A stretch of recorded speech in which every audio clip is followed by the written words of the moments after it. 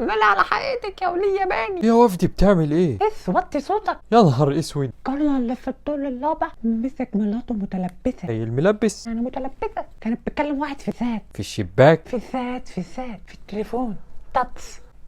اسكت اكيد ما تعرفش اللي حصل. في الدور الخامس قفش ابنهم وهو مخبي سجاير كليوباترا تحت المخدة. كليوباترا؟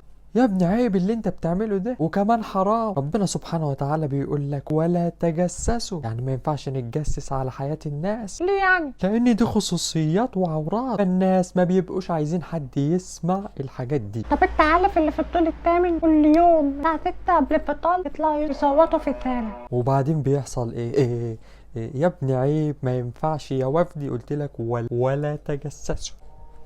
يعني يرضيك تقول سر الحد وانا ادخل اسمعه؟ لا طبعا ما يرضنيش، دي تبقى فيها سودة. طب خلاص، ليه بقى تعمل كده؟